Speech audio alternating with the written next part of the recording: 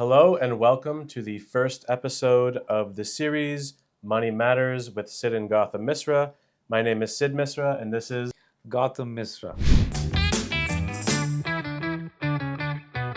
And this series is geared towards giving you all some economic and financial information and answering general questions that you, our viewers, and our audience may have. What I want to do is talk a little bit about what's going on in the economy, what's going on in the market.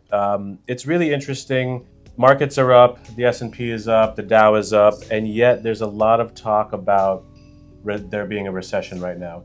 Is there a recession right now, and why do people feel that way?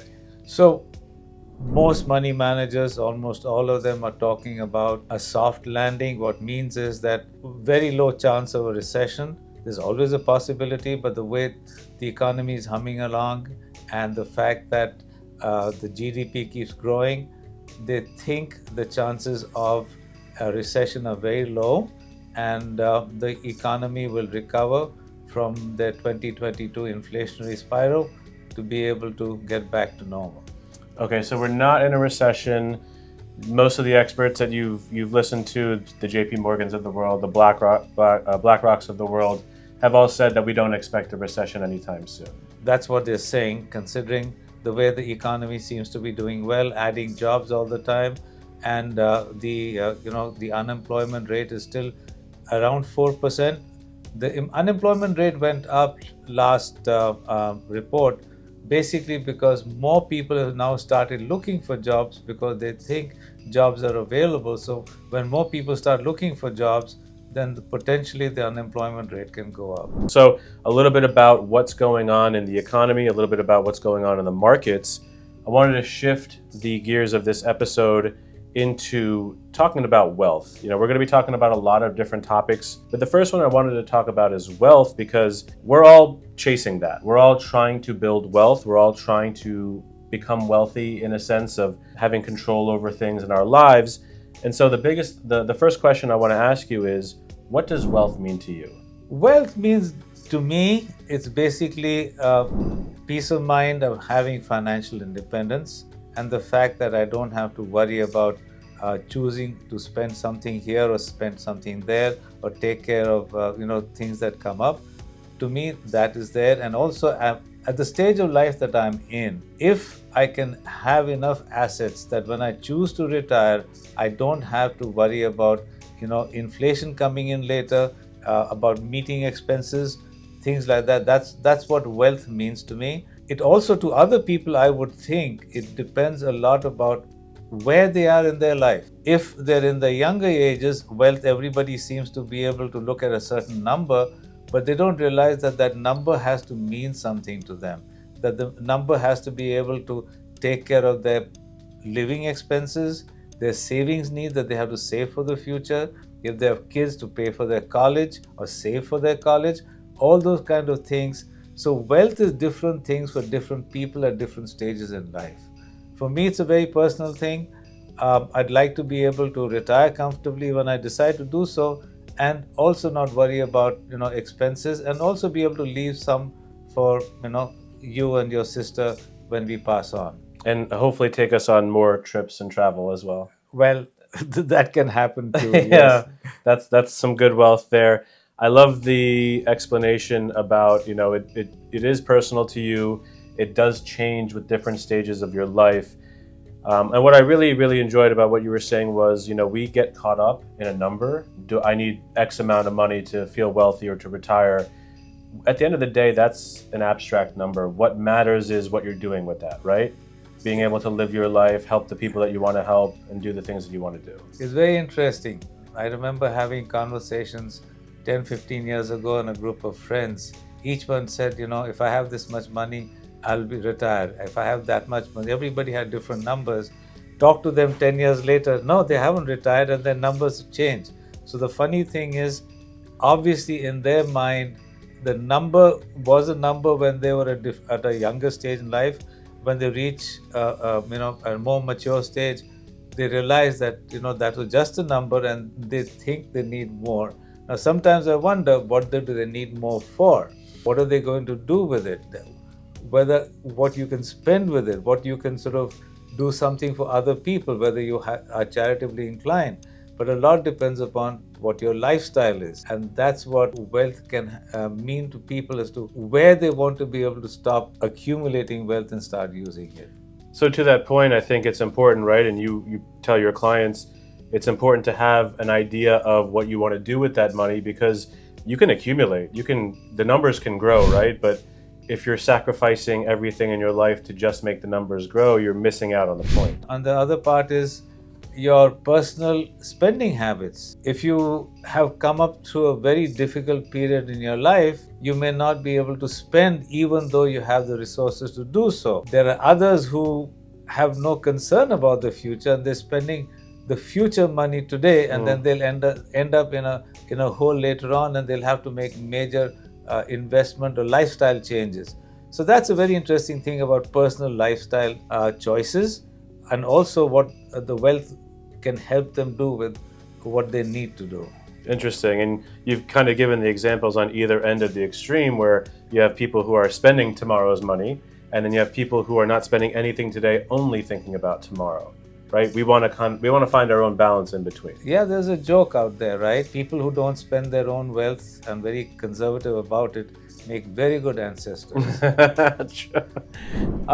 When we talk about wealth, when you sit down with clients, when you talk to people in general, what do people get wrong about wealth?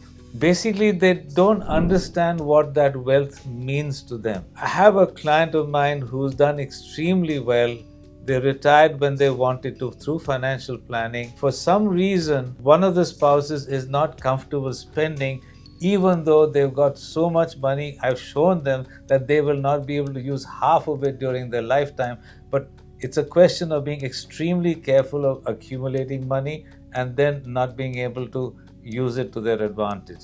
So that's one set of people. The other set of people, of course, have an illusory view of how much money they need in retirement, and sometimes when they don't realize that what they've saved up could be used up in 10 years, and then they're without any resources. So different people are different things there. Having a different idea of what your wealth looks like, thinking that you have more than you do, and then also the other extreme is thinking that you have less than you do and not being able to do anything about it. Correct. I also want to add, I think too, for the younger crowd, we think about wealth in terms of what we're wearing or what we're doing, the travels that we're taking.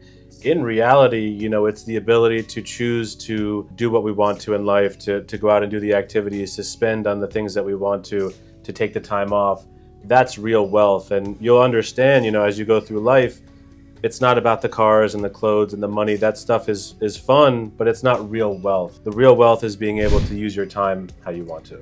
Also, I would say to people, you earn money, right? And the fact is, as long as you plan ahead, set aside your resources for what you will need, whether it's for college planning, for your retirement, or whatever else you need there, then you can use the remaining amount to do the things that you like to do. Many people want, what they call satisfaction today, rather than think about tomorrow. But the reality is, tomorrow is going to come. It'll come faster than you think. And if you're not prepared for it, you've lost a whole lot of time and opportunity to secure yourself in your later years. It's a really interesting point, because either you make the lifestyle change now, and if you're doing the right things, you can manage that throughout life and not really have to change anything when you get to retirement.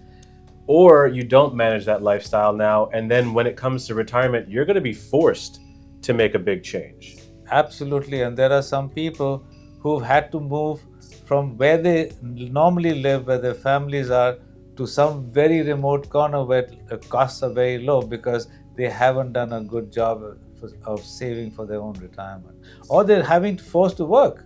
The thing is, the work should be in your retirement or later years in life, work should be a choice. If you're forced to work, that means you haven't done a good job. That's it. And those are part of the keys to building wealth. My dad mentioned, spending less than you make, putting that money to work, and then with the remainder, after you've saved and invested, feel free to spend that how you want to without guilt. And I think if you can build those systems at a young age, putting money away automatically, having it, accounted for, this is the retirement money, this is what this money is doing, you set yourself up for future success. I think very important to be able to set it on automatic investment. What you're doing is paying yourself first. Take the example of your 401k plan at work. A certain amount comes out of your paycheck, you don't see it in your bank account, and it goes to your investment. You set the right percentages, it grows appropriately. If you have to save for college, let it come out of your bank account automatically rather than saying, I'm going to write a check each month or manually do it. Because when you manually do it, there are 2,000 reasons why you won't do it. So it all has to be set up automatically, and that's why very important we say pay yourself first means pay your future self first and then take care of your current needs. And that automation, with your 401k, there's a reason why your 401k, most people's retirement plans like that, 403b if you're a teacher, is their largest liquid asset, is because every paycheck, money is going in over years and decades. Right, and that's how you build wealth. Time in the market, time in investments, rather than making huge chunks of contributions or just trying to time stuff. So that's very crucial in financial independence. When it comes to building wealth and keeping wealth, is there a difference in how you approach these? Keeping wealth would be relevant depending upon what your, let's say, objectives are, right?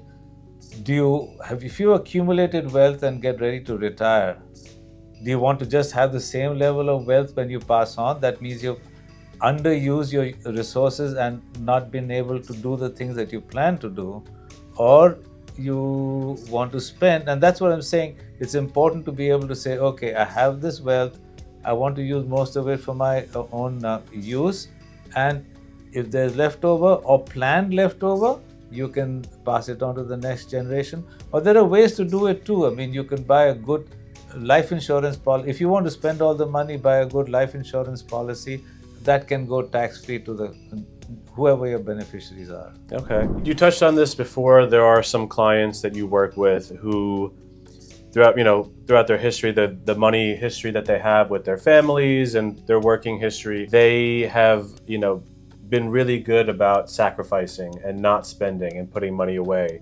When they near retirement, what do you do as a financial advisor to help them change that mindset a little bit, to go from, hey, you're not in the accumulation stage anymore, now you've built up assets, you should be able to enjoy that? So one of the concerns that clients have is, okay, I'm going to retire right now, I'm not going to get a paycheck, so how do I get my income?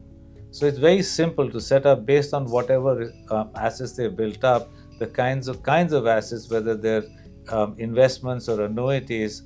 What I can show them is I can literally send funds to them on a monthly basis, and it's as if they're creating a paycheck for themselves. And once I can help them understand that, then they feel a little more at ease. But what I've found is also, as when people go to retire, feel very nervous because, again, paychecks are stopping. Right. It takes them a few months to get used to being in the retired stage and then accepting the fact that they can start drawing down their assets. And then you have to plan properly for their, that stage of life. So let's get a little personal here. Okay? Let's see, okay. Okay, let's see. Do you and mom feel wealthy? My concern, I know my resources, I know what it is. I'm comfortable. I don't know if I would call myself wealthy, but I'm comfortable. I make a decent income and I enjoy what I'm doing, so I like to continue working. My concern is your mother doesn't understand what we have and what it means to her. And she gets very concerned about, expenses as to how we're managing certain things. And I've got to keep reassuring her, showing her statements, telling her what it means. And we still haven't tapped into Social Security, which is going to come start end of this year. So I still have to keep reassuring her that we have enough resources to be comfortable. Her biggest thing is always, I don't want to be wanting, which I've tried to assure her that she should not be wanting. Okay, but how about you yourself? You touched on it a little bit. You feel comfortable. If you had a client come to you with the same exact financials, you looked at their assets, liabilities, all of that stuff, all their investments are the same as yours, their income need is the same as yours, what would you tell that client if they told you, like, I don't feel wealthy? See, in that situation, what you basically point out is you show them the numbers. That's the difference that I'm able to do for our resources and our net worth. Because when somebody comes and says, I'm uncomfortable with it, you sit down and say, these are the numbers, this is the way things work out. If you take an average return or whatever whatever the performance is and how much withdrawal there is, this is what you'll have at the end of 20 years. And you've seen we've done financial plans Right. where the success rate is there. We also know that what the remaining assets would be at the end of a person's life at 95. We're starting to run plans at 95. So if I can show that to them, it gives them a lot more comfort to know, okay, things are good, they can start spending a little bit of money. Okay. Do you have a number that you are personally trying to reach, or do you just want to That work? keeps changing. It changes? It keeps changing. When's the last time it changed? 3-4 years ago. Oh, did it? maybe. Okay. Yeah, So it's yeah. pretty recent. Yeah. It always, so the thing is also, it changes so one of the things is, I'm not stopping work because I've reached a number. I'm stopping work at some point in time to be able to say, okay, spend a lot more time traveling without responding to emails and worrying about clients' things when I'm sitting somewhere in Southeast Asia or whatever. But that's the thing that it changes. Today I reached the point of, if I were to quit today, I'd still be pretty okay. Okay. So we talked a lot about wealth, building wealth, the mindset around that. We talked about, do you have a number and what goes into that? Anything else that you want to leave our audience with on the topic of the number? Basically is a function of, like what your lifestyle is, what your sources of income are going to be, and what you want the resources to be.